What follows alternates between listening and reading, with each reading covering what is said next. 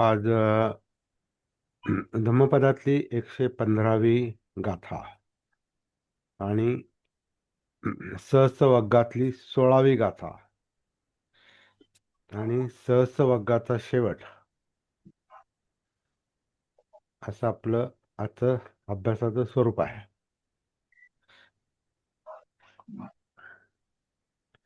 यो च वत्ससतं जीवे अपस्सं धम्ममुत्तमं एकाहं जीवितं सेयो पश्यतो धम्ममुत्तमं.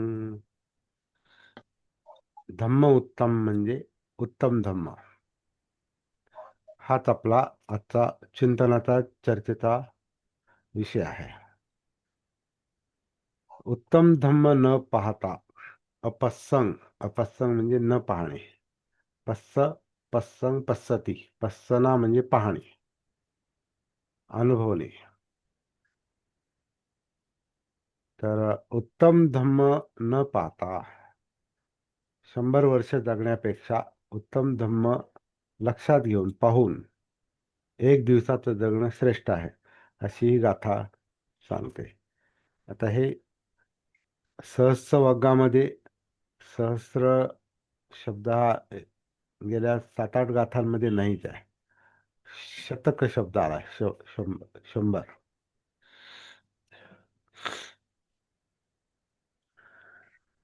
100 शब्द आला. तर इथे योच जो वत्ससतं म्हणजे शतवर्ष, शतक 100 वर्ष जीवे जगतो. अपसंग न पाहता. काय न पाहता? उत्तम धम्म म्हणजे श्रेष्ठ धम्म न पाहता जो 100 वर्ष जगतो, त्यापेक्षा जो एकच पाहतो, एकच धम्म जो उत्तम धम्म आहे, उत्तम श्रेष्ठ ज्याला समजतो, तो जे पश्यतो पाहतो, त्याचं जीवन श्रेष्ठ आहे.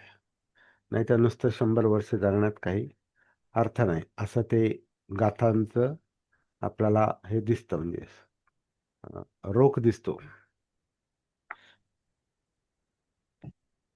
सरळ आहे.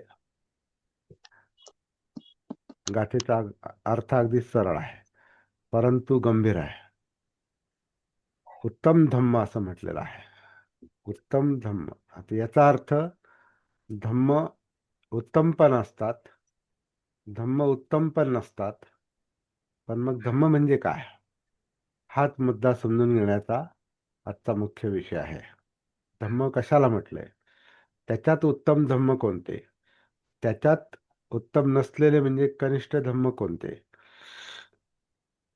ही जी वर्गवारी आहे, हे जे कॅटेगरायझेशन आहे,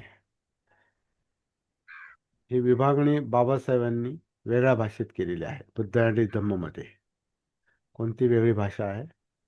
धम्म, अधम्म, सद्धम्म अशी ती विभागणी त्यांनी केलेली आहे. आणि ती इंटरेस्टिंग विभागणी आहे. म्हणजे धम्म समजून घेणं हीच मुख्य पहिली बाब आहे. आता धम्म म्हणजे काय हे बहुतेकांना माहिती असावं असं मी थोडं गृहीत धरतो. का? कारण तोच आपला रोजचा अभ्यास असतो. धम्म म्हणजे काय? धम्म म्हणजे ग्रंथात लिहिलंय त्याला धम्म नाही म्हणत. धम्म याचा अर्थ मनोधम्म, म्हणजे मनात जे चाललेलं आहे, ते मनात ज्या ऍक्टिव्हिटीज चाललेल्या आहेत त्याला मेंटल इव्हेंट्स असं म्हणतात. मनातल्या घडामोडी, त्याला मनोधम्म म्हटलेलं आहे.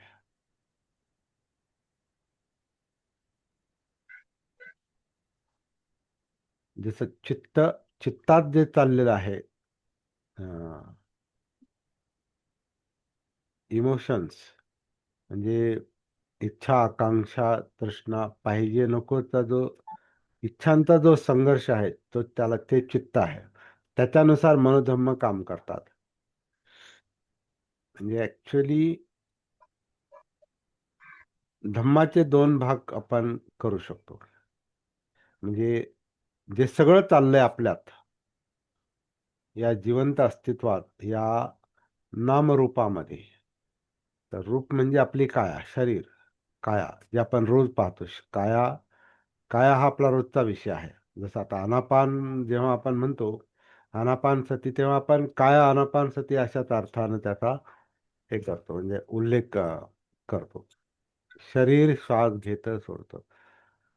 तर हे शरीर श्वास घेतं सोडतं हे का अनुभवायचं, का त्याची पස්සना करायची. कारण हे पස්සना जो शब्द आहे ना, हे पाहणं म्हणजे बोध,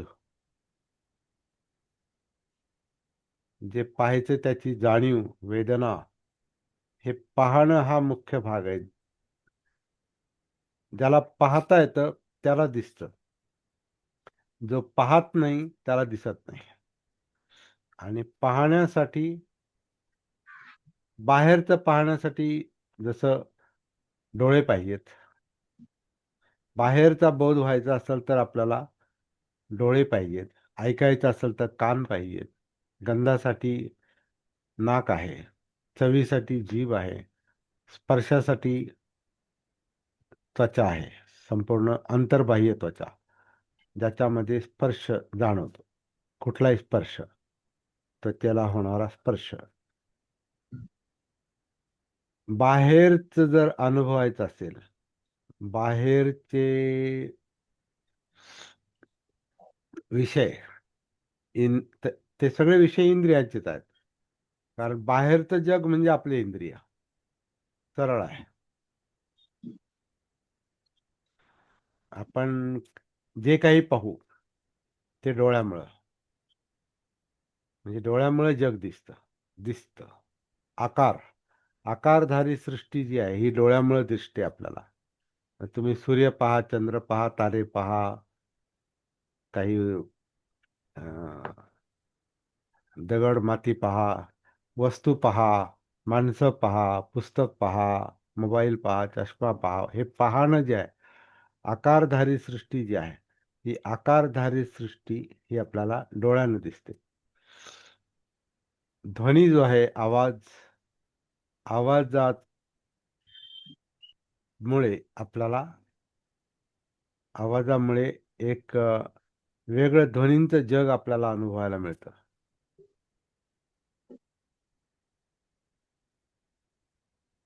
मग माणसांचे आवाज, गाड्यांचे आवाज, टीव्हीचा आवाज, वाऱ्याचा आवाज, काही पडल्याचा आवाज, गाण्याचा आवाज,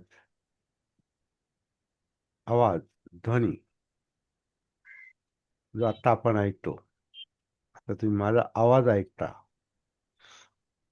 माझा आवाज माईक मधून तुमच्यापर्यंत पोहोचतोय. कान ऐकतात. म्हणजे आवाजाचं जे जग आहे, ध्वनींचं जे जग आहे, ध्वनींची जी कंपन आहेत, ही कंपन आपल्या कर्णेंद्रियावर, कर्णपटलावर आदळतात. कर्णपटलाचं व्हायब्रेशन होतं, कंपन होतं. आणि मग त्याचं तो जो मेसेज आहे त्याचं डिकोडिंग जणू काही आपल्या मेंदूमध्ये होतं, की हा आवाज कशाचा आहे, हा कोणाचा आहे, हे काय आहे. तर त्याचं डिकोडिंग म्हणजे त्याचं विश्लेषण हे मेंदूमध्ये होतं. काय होतं आपल्याला माहिती नाही, आपल्यातच आहे. आपण फक्त म्हणतो हा आवाज ऐकू आला, हा याचा आवाज आहे, हा चांगला आवाज आहे, हा चांगला आवाज नाही, असं आपण सहज बोलतो. पण कशामुळे म्हणतो, कशाच्या आधारावर आपण हे शब्द आपल्या मुखातून बाहेर पडतात. कारण त्याचं जे त्याच्या ज्या संज्ञा आहेत, ध्वनीच्या ज्या संज्ञा आहेत, त्याचं डिकोडिंग करते, त्याचा अर्थ काढणे, त्याला त्याला खरं म्हणजे धम्मविचय असा शब्द आहे आपल्या ह्याच्यात. त्याचा अर्थ काढण्याचं काम मेंदू करतो. तसंच गंध, चव, स्पर्श हे जे आपलं बाहेरचं जग आहे, हे बाहेरचं जग आपल्याला इंद्रियांमुळं कळतं. अर्थात जेवढ्या जगाशी आपला संपर्क आहे, म्हणजे वस्तूंशी किंवा आवाजांशी किंवा गंध, चव, स्पर्श, जेवढ्या बाहेरच्या जगाशी आपला संपर्क आहे, आपला म्हणजे मनाचा, जेवढा त्याच्याशी मनाचा संपर्क आहे तेवढंच समजतं. जे पाहतो तेच दिसतं, जे पाहत नाही ते दिसत नाही. जे ऐकतो तेवढंच ऐकू येतं. ज्याचा गंध मिळतो किंवा येतो त्याचंच गंधज्ञान होतं. ज्याची चव आपण घेतो तेच कळतं त्यावेळेला, स्पर्श. आणि या सगळ्याचा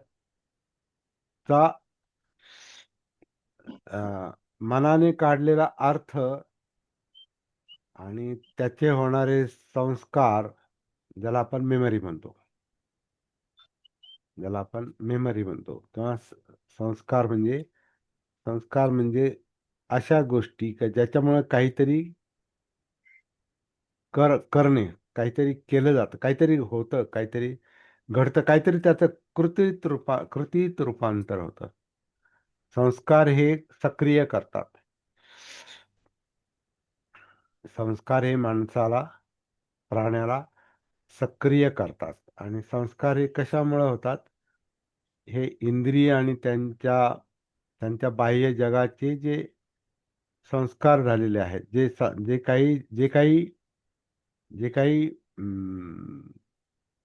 अं, जे काही घडलेलं आहे, त्यानं हे चित्त किंवा कॉन्शियसनेस, जिवंतपणा काय आहे ते, आता ते जेवढं आत जाऊ तेवढं आपल्याला शब्द कमी पडतात. ते फक्त पस्स करायचे, त्याला पस्सना म्हणजे पाहणं. आणि हे आतलं पाहणं जे आहे, आत उतरल्याशिवाय शक्य नाही. म्हणून पस्सना करायची असेल तर उतरावं लागतं. म्हणजे डोळ्यातले डोळे पाहायचे असतील तर डोळ्यात उतरावं लागतं आतून.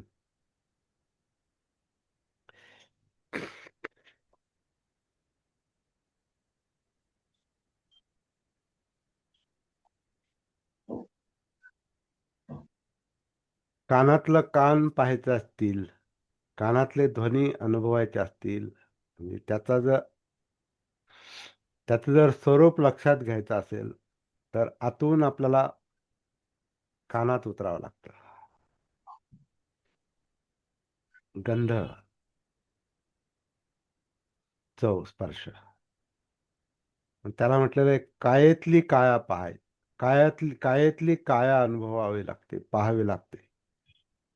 त्याच्यासाठी कायेत उतरावं लागतं. म्हणून आनापानसती आणि कायानुसती, वेदनाचित असं ते हे आहे.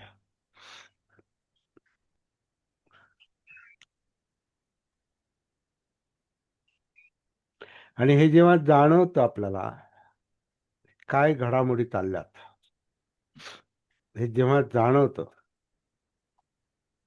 त्याला धम्म म्हटलेलं आहे.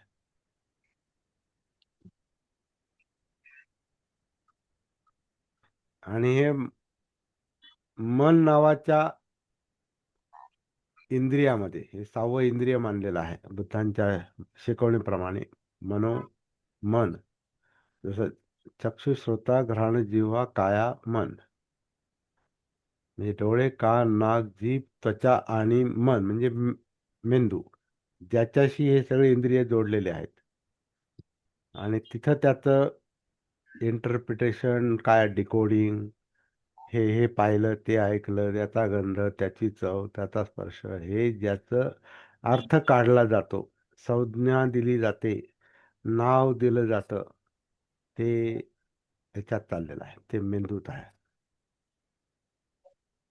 ते एक इंद्रियच आहे, म्हणजे 6वं इंद्रिय आहे ते. ते 6वं इंद्रिय ह्या 5 इंद्रियांवरून तयार होतं. आणि मग त्याच्यात, आणि ते असं काय स्थिर स्थिर गोष्ट नाही ती. त्या ऍक्टिव्हिटीज आहेत, ते करंट्स आहेत, त्याच्यामध्ये केमिकल पण आहे म्हणतात. म्हणजे इलेक्ट्रिसिटी आणि केमिकल करंट आहेत म्हणून झटका असं. झटका असतो, आपल्याला झटका बसतो ना. शॉक लागतो कशामुळे, तर आत करंट आहे म्हणून दुसरा आणि त्याला शॉक लागतोय. शॉक लाकडाला लागत नाही.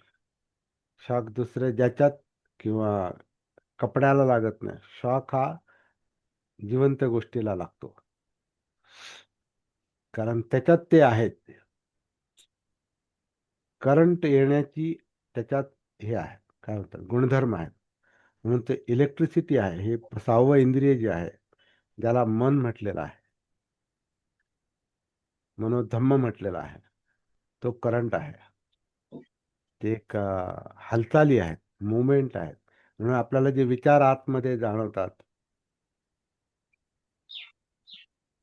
मनोधम्म जे जाणवतात, ती एक गोष्ट नाही, अनेक गोष्टी आहेत. अनेक विचार जाणवतात, म्हणजे मन जाणवतं. पण त्या मनाचा विचार करणं हा जसा एक गुणधर्म आहे, तसा दुसऱ्या बाजूला ते मन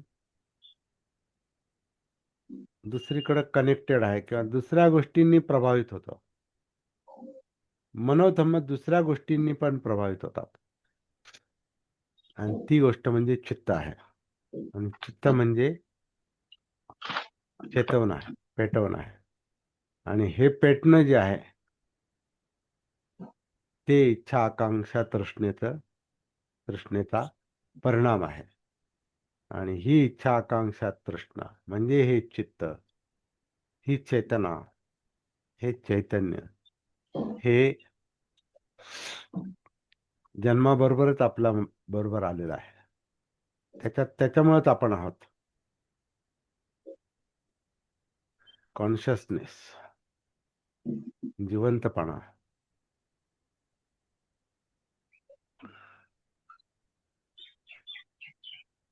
त्या चित्तामुळेच मनोधम्म हे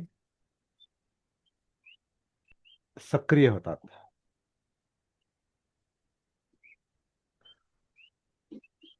आता मुख्य मुद्दा असा आहे, गाथेला धरून, हे धम्म पाहण्याचं एक पाहण्याचं एक कौशल्य, स्किल, कुशल म्हणतात ना, हे धम्म पाहण्याचं, अनुभवण्याचं एक कौशल्य जे आहे, ते माणसामध्ये बीजरूपात प्रत्येकात आहे. म्हणून माणसाला समजतं, समज येते, प्रज्ञा, ज्ञानाची पण प्रज्ञा, ज्ञान समजतं त्याला, ते प्रज्ञा किंवा समज म्हणजे आंतरिक विश्व. जसं बाहेरचं विश्व इंद्रियांचं आहे, हे आंतरिक विश्व जे आहे, ज्याला आपण मन म्हणतो, चित्त म्हणतो, आणि त्यातल्या जाणीवा, फिलिंग, वेदना, हे जे म्हणतो आपण, ते अंतर्विश्व आहे. आणि ह्या अंतर्विश्वात, म्हणजे अंतर्विश्व ह्या कायेमध्ये आहे, तर त्या कायेमध्ये उतरून आपल्याला हे अंतर्विश्व जाणवतं, जाणीव होते, म्हणजे वेदना. त्याच्यात चित्त म्हणजे पाहिजे नको चा संघर्ष, लोभ द्वेष यांचा संघर्ष, इच्छा आकांक्षा तृष्णा, आणि त्याच्यानुसार हे करंट्स, आतलं जे काही रासायनिक प्रक्रिया आहे, आणि ती प्रक्रिया जशी सगळ्या शरीरावर परिणाम करते, म्हणजे कृतीला जन्म देते, ते जे काही चाललेलं आहे, त्याची पස්සना झाली पाहिजे, त्याचं ते पाहता आले पाहिजे, तर त्यांचा बोध होतो. आणि म्हणून आत उतरावं लागतं.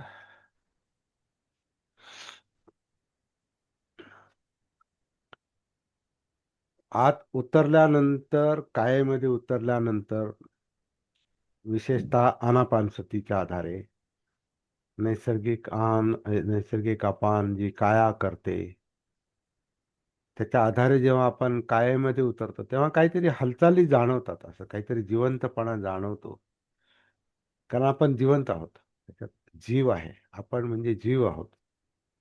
प्रत्येक प्राणी हा जीव आहे, वनस्पतीत पण जीव आहे. एनर्जी आहे ती. त्या एनर्जीवर, त्या शक्तीवर हे अस्तित्व आहे. हे जीवन चाललेलं आहे. म्हणजे सगळं विश्व त्या शक्तीवर चाललेलं आहे.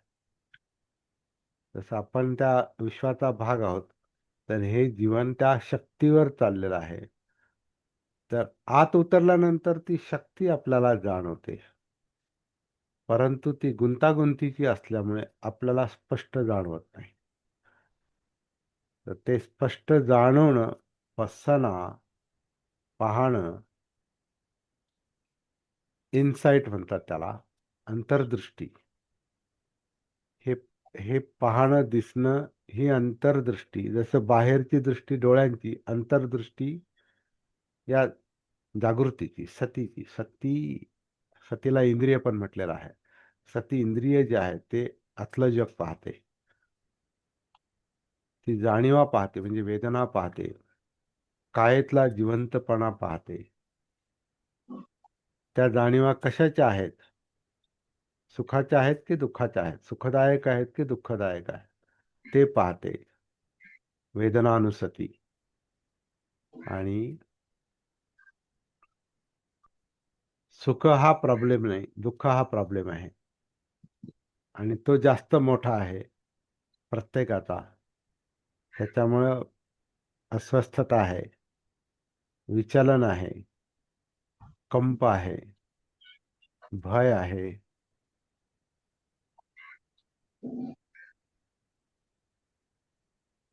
नको नको आहे. कारण भय नको, दुःख नको.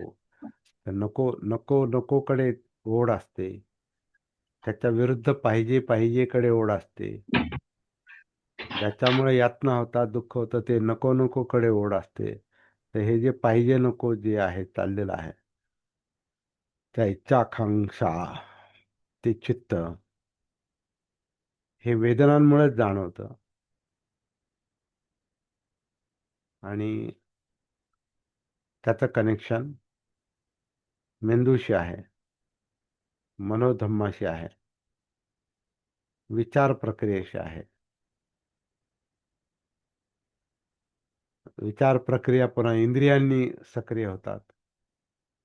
हे अनुलोम प्रतिलोम दोन्ही बाजूनी चाललेलं आहे.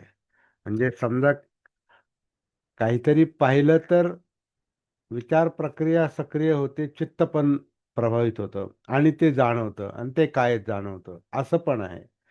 आणि कायेत उतरून पाहिलं तर जाणीवा जाणवतात, वेदना जाणवतात, सुख-दुःख जाणवतात. ते कशामुळं आहे? ते चित्त इकडून जाणवतं आतून. चित्त कशामुळं प्रज्वलित होतंय? तर विचारांमुळं. किंवा चित्त विस्कळीत झालं तर विचार विस्कळीत होतात. किंवा चित्तामध्ये जे आहे त्याच्यानुसार विचार काम करतात. आणि ते संस्काराचे पण असू शकतात. किंवा आत्ता लाईव्ह जे दिसतं, ऐकू येतं, गंध, चव, स्पर्श त्याचे असू शकतात. म्हणजे असं हे चाललेलं आहे.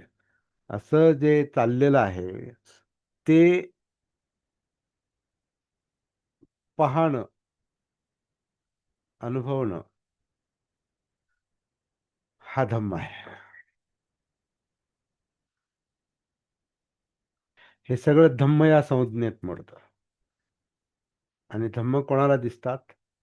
बुद्धांना. बुद्ध कोण? जागृती. बुद्ध म्हणजे ज्यांना बोध होतो ते बुद्ध. आपल्याला पण आत उतरून आपल्या जागृतीला या सगळ्या घडामोडी जर जाणवत असतील, तर ती प्रक्रिया आहे. बोधीची प्रक्रिया आहे. म्हणजे बुद्धाचा तो अंश आहे, बुद्धत्वाचा अंश आहे. तो जागृतीमुळे सिद्ध होतो.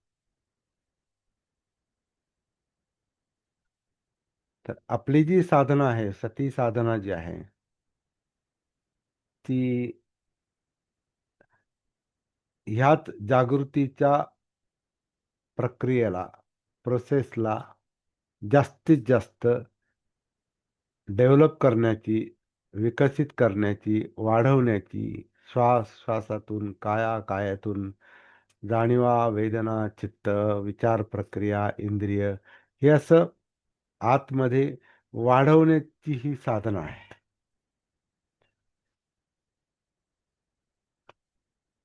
ही प्रॅक्टिस आहे. आता हे जसजसं आपण पाहतो, जसजसं आपण उतरतो, पाहतो, पස්සना करतो.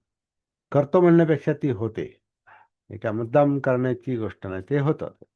त्याचं जसं डोळ्यांचं कामच पाहणं आहे. डोळे आपण म्हणतो म्हणून पाहत नाहीत. त्यांचं कामच पाहणं आहे. कान आपण म्हणतो म्हणून ऐकत नाहीत. त्यांचं कामच ऐकणं आहे. गंध, चव, स्पर्श. त्या त्या इंद्रियांचं ते ते नैसर्गिक काम आहे. आपल्याला माहित नाही का? ते तसंच आहे. तसं आतलं जे भान आहे, आतली जी जागृती आहे, सती आहे, तिचं कामच आतलं पाहणं आहे. आतला बोध होणं आहे. तर ही जी सती जी आहे, तर हे बुद्धत्वाचं मूलभूत लक्षणच आहे. जागृती म्हणून बुद्ध सम्मा संबुद्ध संपूर्ण जागृत म्हणजे जागृती हे बुद्धाचं मूलभूत लक्षण आहे, बुद्धत्वाच्या गुणाचं. बुद्ध कोणी माणूस नाही, व्यक्ती नाही. बुद्ध ही हा गुणधर्म आहे. माणसाच्या चित्ताचा, मनाचा, कॉन्शियसनेसचा, जिवंतपणाचा गुणधर्म आहे जागं होणं. म्हणून माणसाला समज येते, येऊ शकते. पद्धतशीर जर ते लक्षात आलं ना, तर समज वाढत जाते. म्हणजे आपल्याला बोध होत जातो, बोधी मिळत जाते. आणि कशाचा बोध होतो? त्याला धम्म म्हटलेला आहे. आता जेव्हा बोध होतो, आपल्याला आपला बोध होतो आतून, तेव्हा सर्वसाधारणपणे जे दिसतं त्याला धम्म म्हटलेलं आहे. परंतु त्या धम्मामध्ये अशा काही गोष्टी आहेत का ज्या यातनादायक आहेत आणि अशा काही गोष्टी आहेत की ज्या सुखदायक आहेत. म्हणजे दुःखदायक आहेत किंवा सुखदायक आहेत. सुख आपल्याला पाहिजे असतं, दुःख नको असतं. कारण ते त्रासदायक आहे. ती तडफड आहे, ती धडपड आहे, ती चंचलता आहे, विव्हळणं आहे, रडणं आहे, गागणं आहे, आदळआपट आहे, ओरडणं आहे, आक्रोश आहे, चिडणं आहे, आक्रमण आहे, तडफड आहे, कंप आहे. ते नको असतंय. पण ते कसं, तो प्रश्न कसा सोडवायचा? तर तो प्रश्न सतीने सुटतो तो. कारण ते मनालाच ते नको आहे. ती तडफड, धडपड, यातना, दुःख ते मनालाच नको आहे. चित्ताला नको आहे. पण त्याला ते कळत नाही कसं करायचं. कारण ते नैसर्गिकपणे ती जन्म जन्माच्या आधी म्हणजे जी काही जडणघडण झाली, जे काही बनलंय, घडलंय, बनणं जे आहे आतलं ते मागचं ते बनत बनत जे काही पुढं चाललेलं आहे, मग जन्म आणि मग वाढणं आणि मग म्हातारं होणं आणि मरणं, हे जे चाललेलं आहे, हे माहीत नाही काय ते. आपण त्याचा भाग आहोत. ते आपल्यामुळं नाही चाललं. आपण त्याचा भाग आहोत. आता आपण म्हणजे कोण हा पण प्रश्न आहे. म्हणजे आपण म्हणजे पर्सनल नाहीत.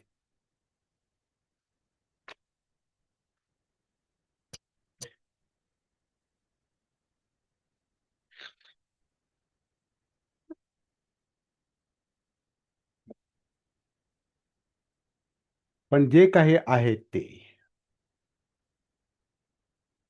जे जाणवतं ते, सतीला, जागृतीला, ते धम्म. त्याच्यात काही यातनादायक गोष्टी आहेत, जे उत्तम नाही, जे सद्धम्म नाही, जे चांगलं नाही, ज्याच्यात शील नाही, सद्वर्तन नाही, अशा ज्या काही गोष्टी आहेत, त्या यातनादायक आहेत. त्याला जसं आता बाबासाहेबांच्या ग्रंथामध्ये अधम्म म्हटलेलं आहे. म्हणजे तो अधम्म म्हणजे अकुशल धम्म असा पण त्याला एक दुसरा शब्दप्रयोग आहे, की त्याच्यात काहीच कौशल्य नाही, विस्कळीतपणा आहे. कौशल्यामध्ये विस्कळीतपणा नसतो. कौशल्यामध्ये सुरळीतपणा असतो. जसा एखादा मशीन ऑपरेटर असतो किंवा कॉम्प्युटर ऑपरेटर असतो किंवा एक चांगला वक्ता असतो किंवा एक चांगला अभ्यासक असतो, तर त्याच्यामध्ये ते कौशल्य असतं, ते स्किल असतं. आणि त्या स्किलमुळं, त्या कौशल्यामुळं तो चांगलं काम करतो. तर कुशल धम्म अकुशल धम्म त्यालाच म्हणतात. ज्याच्यात जागृती आहे ते कुशल बनतात. कारण ते कौशल्याने ते समजतात. त्या मानसिक क्रिया, ते मन, ते चित्त, त्या जागृतीमुळे ते कुशलतेने जणू काही ती जागृती हँडल करते.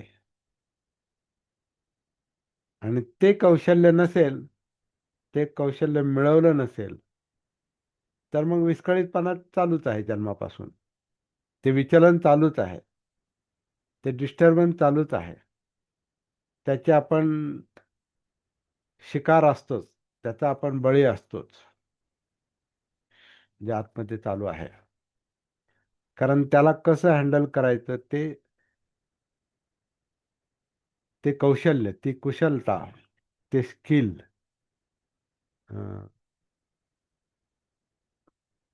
त्याला थोडे प्रयत्न लागतात. व्यायाम पाहिजे. सम्यक व्यायाम पाहिजे. तर ते व्यायामानं ते कसं हँडल करायचं किंवा होतं, तर ते कौशल्याचं काम आहे. आणि जिथं हे कौशल्य समजतं, जिथंही म्हणजे सती आहे. याचं अं, एका शब्दात सांगायचं झालं, हे सगळं सतीचं काम आहे, जागृतीचं काम आहे. त्याला या धम्मांमध्ये उत्तम काय आहे ते कळतं. श्रेष्ठ काय आहे, म्हणजे सद्धम्म काय आहे, म्हणजे कशामुळे शिलाचरण होईल, कशामुळे प्रज्ञेचा विकास होईल, कशामुळे समजेल, कशामुळे जीवनातले प्रश्न सुटतील. आधी प्रश्न लक्षात येतील, मग ते सुटतील. हे सगळं त्या जागृतीला समजतं. मग उत्तम धम्म सापडतात. जे जे चांगलं आहे तेच राहतं मग. बाकी सगळं काय रिडक्शन, शून्यतेकडे वाटचाल चालू होते. 1 - 1 आपण म्हटलो ना त्या दिवशी. 10 शून्यता, 100 - 100 शून्यता. कारण ज्या 100 डिस्टर्ब करणाऱ्या गोष्टी आहेत, सहस्र धम्म जे आहेत आता इथं, किंवा शतधम्म किंवा शतजन्म किंवा शतजन्म, 100 जन्म, 100 वर्ष, 100 वर्षाचा जन्म, किंवा चित्तात मनात असलेल्या सहस्र गोष्टी, 1000 गोष्टी, या सगळ्या जर यातल्या मॅक्झिमम विचलित करणाऱ्याच असतात. कारण त्या इच्छा आकांक्षांना बांधलेल्या असतात. त्या सगळ्या गोष्टींचं एक प्रकारे हळूहळू अनावश्यक गोष्टींचं, अधम्मांचं रिडक्शन होत जातं, वजाबाकी होत जाते. म्हणजे चित्त हे शून्यतेकडे जातं, निष्क्रिय नाही होत. त्यातल्या अनावश्यक गोष्टींची वजाबाकी होते. मग अधम्म वजा अधम्म, मग तो सद्धम्मच राहतो. म्हणजे तो खरा माणसाला पाहिजे असतो. कारण त्याच्यात परिपूर्ण सुखाचं काय आहे, त्याच्यात खरं ते गूढ दडलेलं आहे. निर्वाण, त्याला निर्वाण म्हटलेलं आहे. निब्बाण, बुद्धत्व. तर ही गाथा सिम्पली असं सांगते की 100 वर्ष असं नुसतंच मोघम जगण्यापेक्षा जागृतीनं जगा, जागृतीनं समजून घ्या, उत्तम धम्म शोधा, जे श्रेष्ठ आहे, जे हितकारक आहे ते शोधा, असं ही गाथा आपल्याला सर्वसाधारणपणे सांगते. मला जेवढं सुचलं या गाथेला धरून बोलायला, सांगायला, ते मी बोललेलो आहे. बाकी तुम्ही बोला आता. मला हा असं वाटतं हा की डॉक्टर बाबासाहेब आंबेडकर हा यांनी सुद्धा सतीमध्ये राहून एक शब्द वापरलेला आहे हा ह्याच गाथेबद्दल. हा, 100 वर्ष शेळी होऊन जगण्यापेक्षा एक जगण्यापेक्षा दिवस वाघ वाघासारखे. होऊन जागा. बरोबर. म्हणजे भीत्यात घाबरत जगण्यापेक्षा, हो. भयाखाली जगण्यापेक्षा निर्भयतेने जगा. बरोबर आहे. व्यावहारिक धम्म.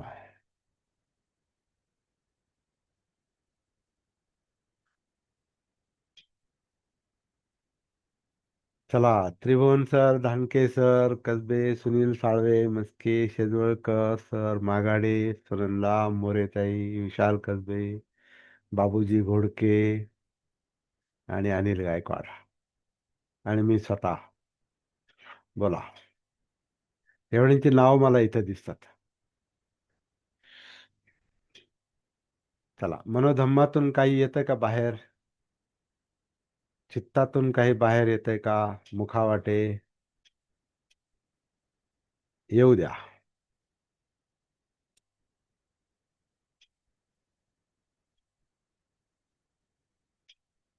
काही जाणवतंय का? दिसतंय का?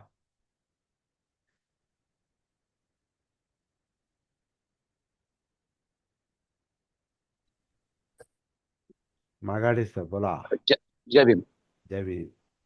ज्यावेळी तुम्ही गाथेचा अर्थ सांगितला, त्याचा शब्दशः अर्थ तो वेगळाच होता.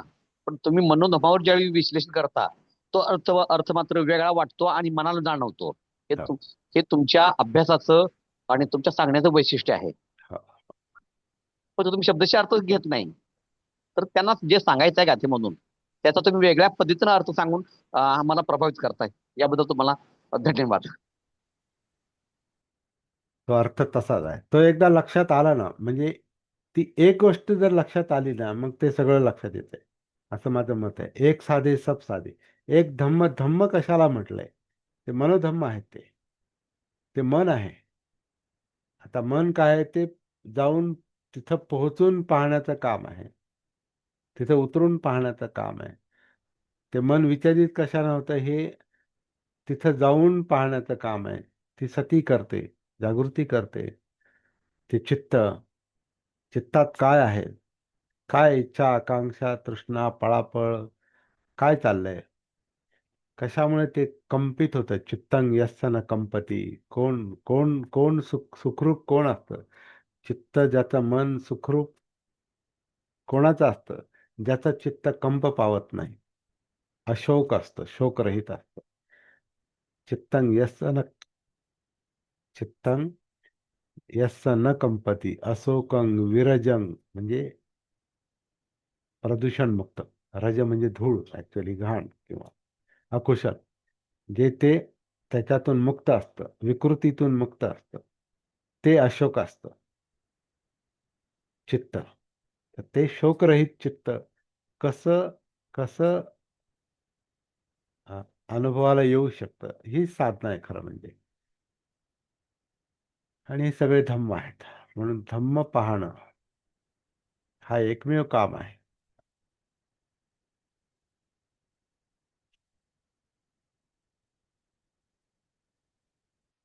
खूप टेक्निकल गोष्टीमध्ये पण अडकण्याची फार गरज नाही. म्हणजे मला मन वेगळं कसं कळेल आणि मनोधम्म वेगळं कसं कळतील आणि चित्त कसं कळेल आणि मग भावना कशा कळतील, इच्छा, आकांक्षा, तृष्णा कशा कळतील, ह्याच्यात असं फार टेक्निकल उतरण्याची आवश्यकता नाही. उतरा आणि पहा. त्याच्यामध्ये गुंतून जायची गरज नाही. नाही, शब्दात गुंतण्याची काहीच गरज नाही. हे आपण कसं आहे आता, आपल्याकडे दुसरं माध्यम नाही ना, दुसरं साधन नाही चर्चा करायला. शब्द हेच. जसं ते तुकारामांना वाटलं ना, की शब्द हेच धन. काय ती गाथा आहे, माहीत असेल तर सांगा. आम्हा घरी धन शब्दांची रत्ने, शब्द जी काय ते आहेत. अभ्यास केला पाहिजे तो. तर त्यांना ते रत्न शब्द रत्नासारखे वाटले. शब्द मौल्यवान वाटले का? तर शब्दामुळेच सत्य कळतं असं त्यांना वाटलं. बुद्धांना असं वाटतं शब्दामध्ये नाही, शब्दाच्या पलीकडे जे आहे, त्या जाणीवा ज्या आहेत, तो बोध जो आहे, ती बोधी जी आहे, जे जागृतीमुळे शक्य आहे, त्याच्यामुळे प्रश्न सुटतात. नाही तर माणूस शब्दातच अडकतो,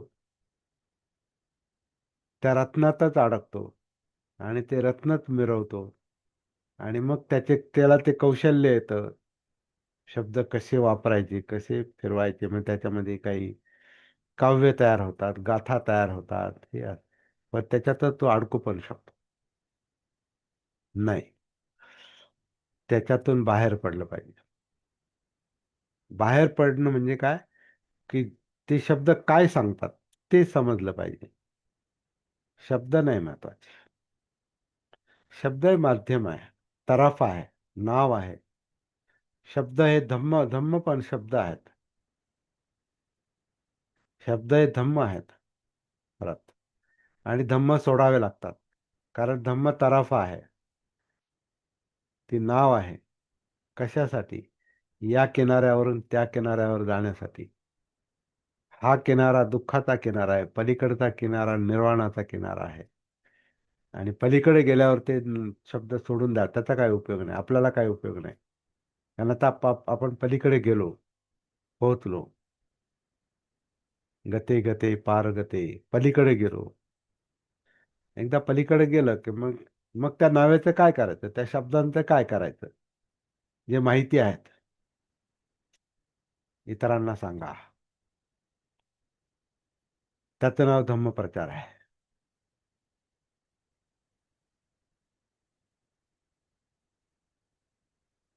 आणि ज्याला इतरांना सांगता येत ना, जो धम्माला धरून बसलाय आणि त्याचीच बडबड करतोय, तर मग ते रत्न ते ते तेच धरून बसलाय.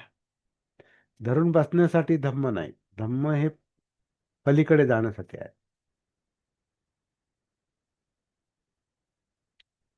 पहिलं तिराकडे निर्वाण बुद्धत्व आणि मोकळं व्हायचंय.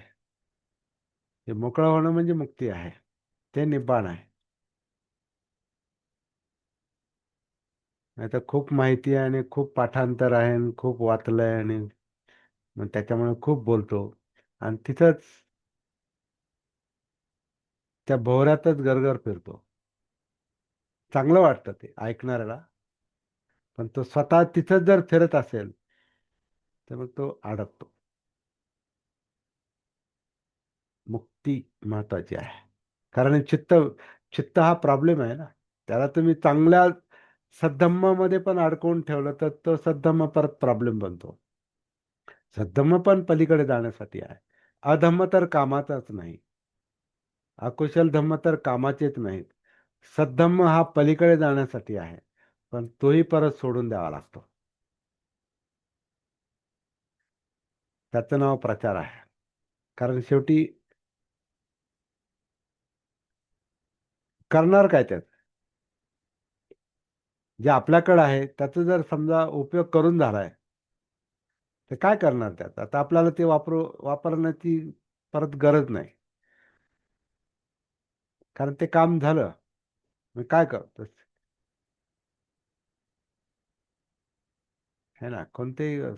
कोणतेही साधन जे आहे ते साध्य झाल्यावर ते साधनाचा काय उपयोग नाही. मग ते शेअर करावं लागतं, ते दुसऱ्याला द्यावं लागतं, दिलं पाहिजे. जर का मला नगरला यायचं असेल तर मी वाहन करून येतो, एसटीने येतो. पण नगरला पोहोचल्यानंतर परत मी एसटीत दौड दौडून बसायची काय गरज नाही, एसटी सोडावं लागते मला. एसटी सोडावंच लागते, तसं आहे ते.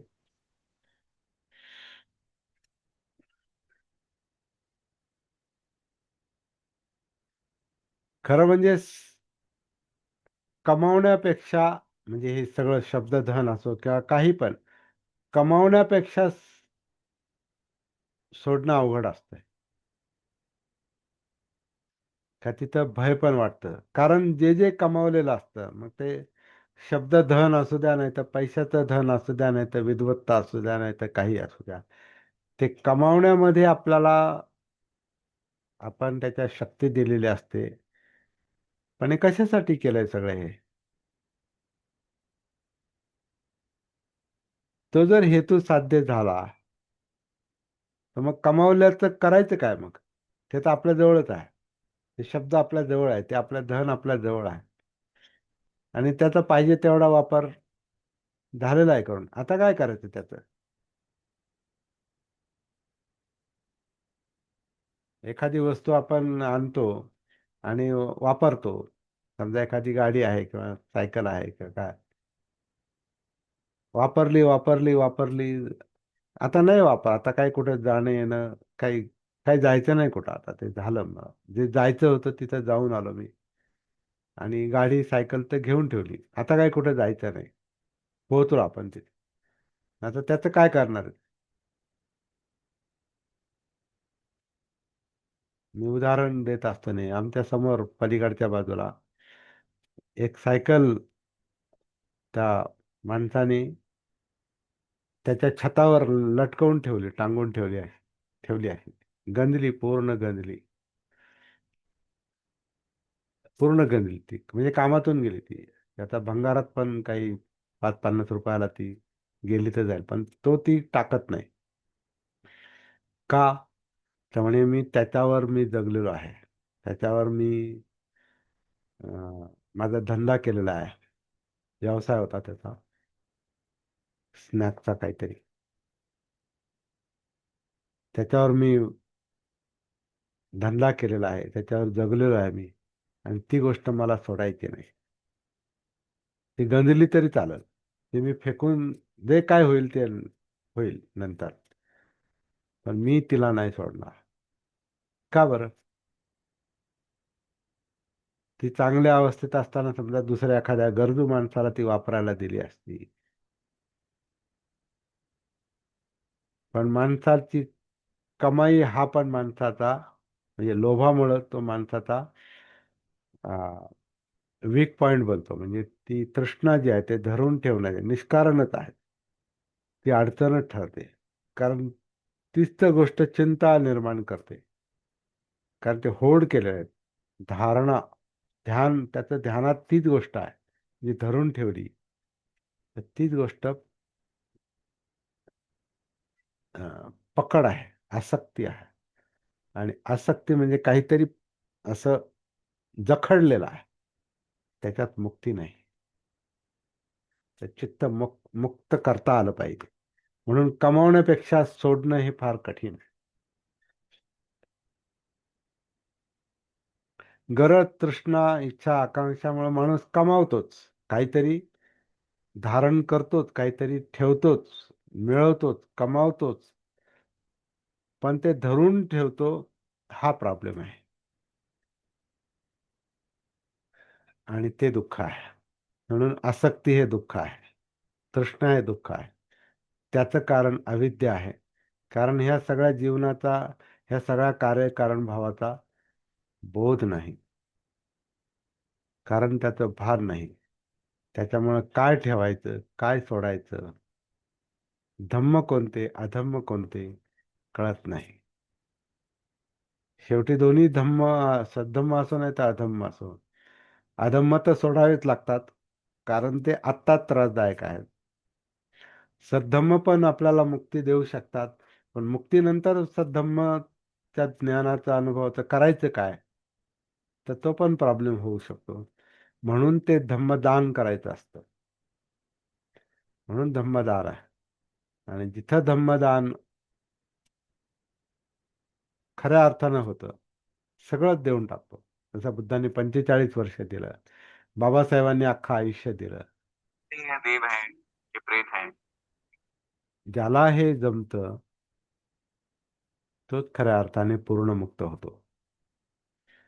ज्याला हे जमत नाही, त्याने नुसते धम्म कमावले तरी त्याचा काय उपयोग नाही. म्हणजे त्याचा प्रश्न पूर्ण सुटत नाही. म्हणजे तो अर्हत होत नाही, तो बुद्ध होऊ शकत नाही, तो निर्वाण प्राप्त करू शकत नाही. हीच हीच गोष्ट मध्यम निकायच्या पहिल्या सुत्तामध्ये सांगितलेली आहे, मूल पर्याय सुत्त. त्याच्यावर आपण थोडासा मागे विचार केलेला आहे, परत अभ्यास करूया नंतर. अनेक गोष्टी आहेत, परंतु अनेक गोष्टी पाहण्याची गरज नाही. एकच एकच नीट समजलं ना तर मग अनेक गोष्टी समजतात. आणि अनेक गोष्टी समजून घेण्याच्या फंदात पडल्यामुळे एकही गोष्ट धड समजत नाही. एक ना धड भाराभर चिंध्या, jack of all trades and master of none. सगळंच माहिती आहे आणि हे काही उपयोगाचं नाही. म्हणून ज्ञान ही कधी कधी बाधा बनते, कारण ज्ञानाचा उपयोग हा प्रज्ञेच्या म्हणजे ज्ञानाचं रूपांतर प्रज्ञेमध्ये झालं पाहिजे. प्रज्ञा म्हणजे समज आहे की हे ज्ञान कशासाठी आहे, हे शब्द कशासाठी आहे, ही गाथा कशासाठी आहे, हा ग्रंथ कशासाठी आहे, कशासाठी ज्ञान आहे. ही समज जी आहे ना ती प्रज्ञा आहे. आणि प्रज्ञा ही प्रॅक्टिकल आहे, ती उपयोगात आणण्याची गोष्ट आहे.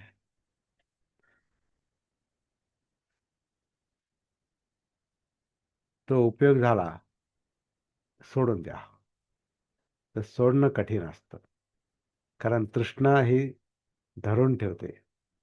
संस्कार हा प्रॉब्लेम आहे. संस्कार मुक्ती म्हणजे चित्तमुक्ती आहे.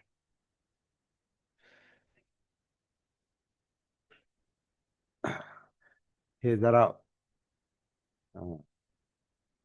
ऐकायला थोडस हे वाटतं, जड वाटतं, समजायला कठीण वाटतं, पण तेच सत्य आहे.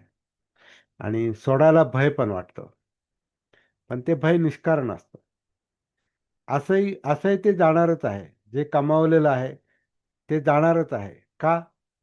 आपणच जाणार आहोत ना. आपणच जाणार आहोत. म्हणजे जर मृत्यू आहे तर मग कमावल्याचं त्याचं काय करायचं? ते वेळीच हँडओव्हर झालं पाहिजे. त्याचं नाव धम्मप्रचार आहे.